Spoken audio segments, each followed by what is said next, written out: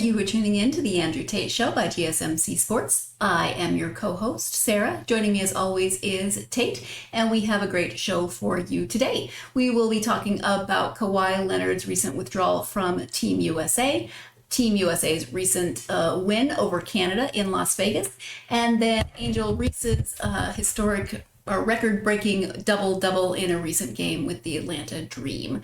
As we get started, I do want to remind you to please like, follow, subscribe to the show on whatever platform you are either listening to it or watching it on. That really does help. Also, we do get a number of questions and comments that come in during each show. If you want your question or comment to be seen, the best way to do that is to go to gsmcpodcast.net. There you can leave a tip or a donation. That's going to put your question at the top of our list, ensuring that we see it. That way we can interact with it. And we do love to get questions and comments from all of you. Again, that is gsmcpodcast.net. Tate, it's a warm day. How are you? It is a warm day. It's not U.S. warm. No, but it is definitely a warm day. It's my brow's a little sweaty on here. It's like, what the heck is going on? So yes. Other than that, yeah. how are you doing? Doing good. We start out with our traditional technical difficulties. Oh my goodness. So whether it's you, whether it's Faith, we've had these issues. So I'm starting to think that it may just be me. Are you like you're not an EM pulse, but like some sort of like variation on an EM pulse? I am not that powerful.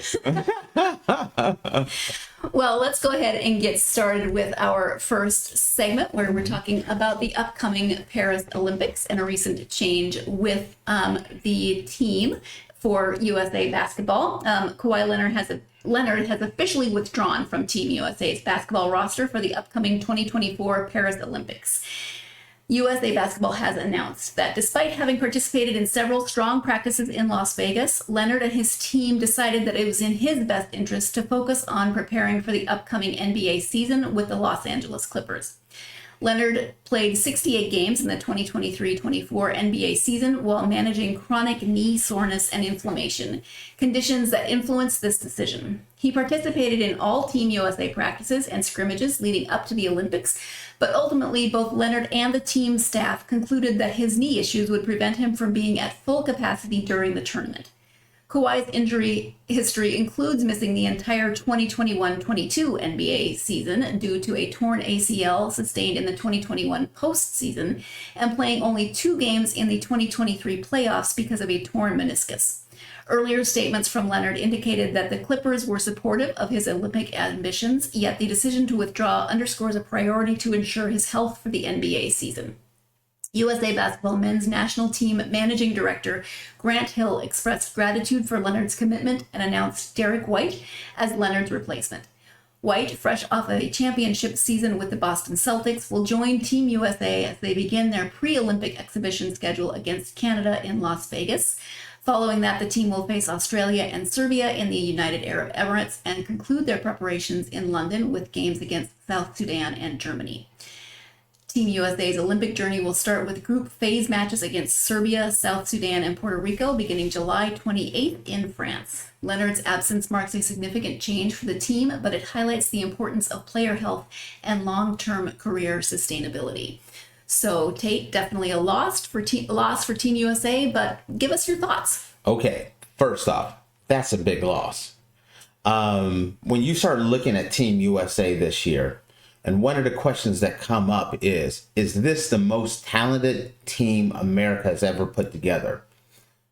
And I am an old dream team lover, but I was saying yes, because I was looking at this team with Kawhi, with Joel Embiid, with Kevin Durant, with LeBron James.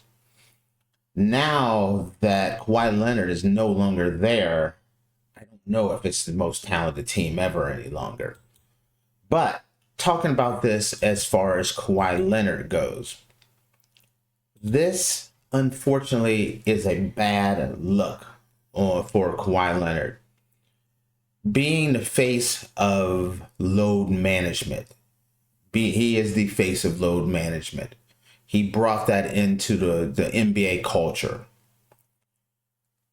Looking at his history with the Clippers, his injury history with the Clippers, and how many games he's missed. So many of basketball players and analysts are looking at this as, you know, this is a big stain on his legacy. This is Kawhi quitting. You look at all of this, and my initial thoughts was kind of the same thing. Like, what is he doing? I can't believe he's doing this.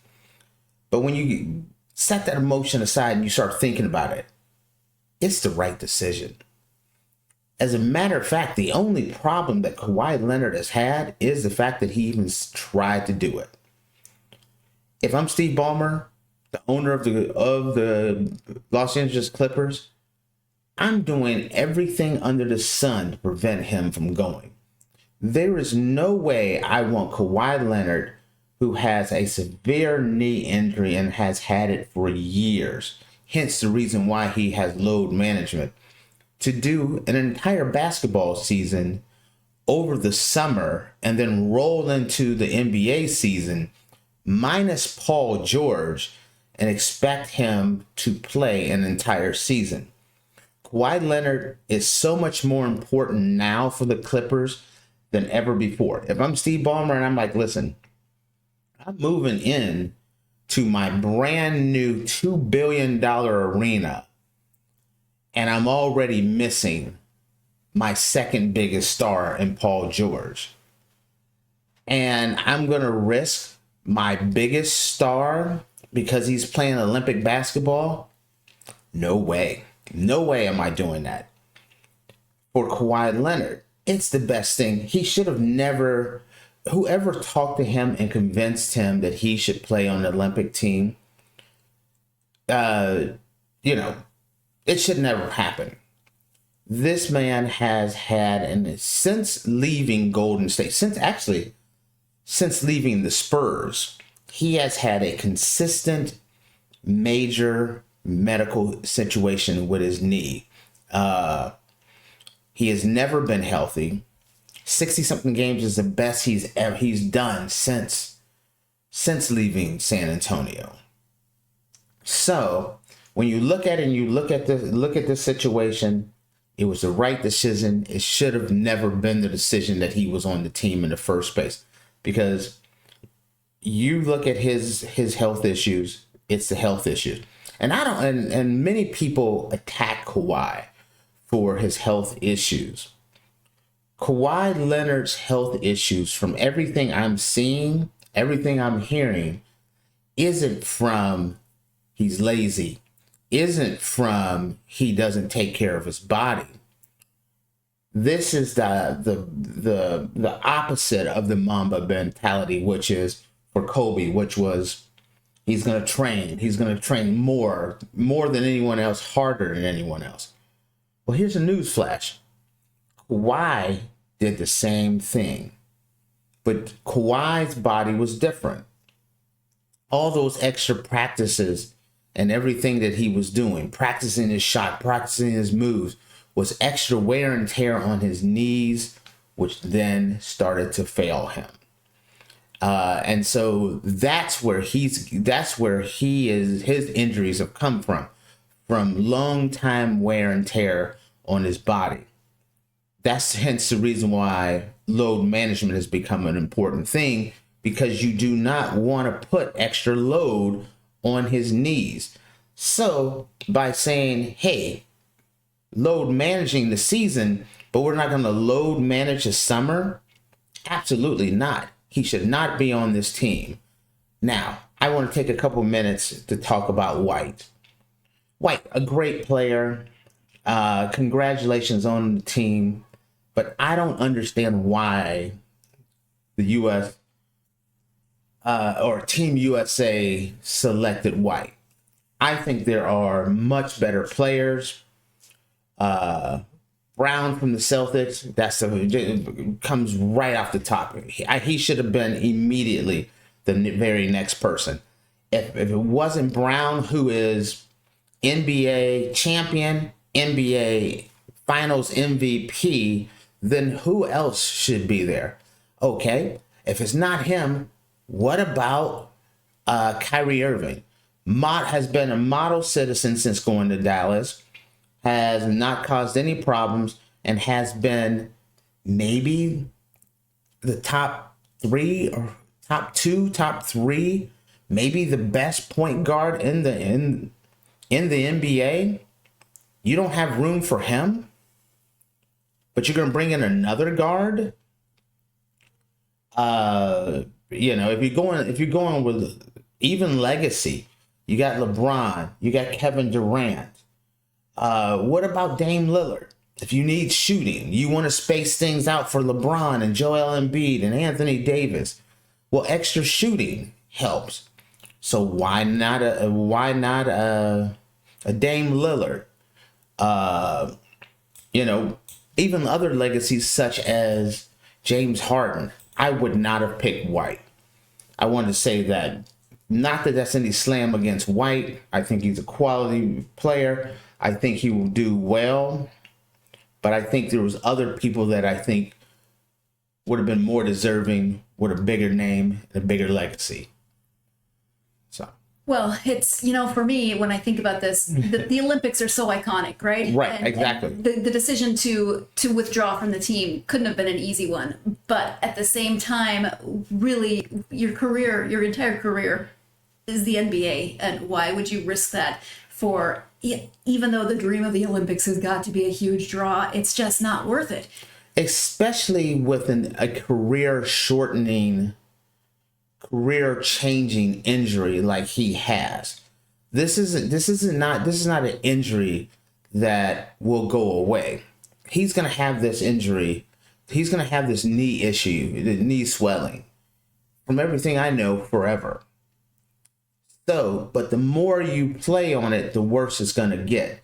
So why are you having him doing Team USA practices, doing Team USA games and scrimmages? It's a bad decision. I hate to say this, but I would do the same thing. Joel Embiid, I don't think he should be in there either. Oh, well, and one thing that he's so important for this.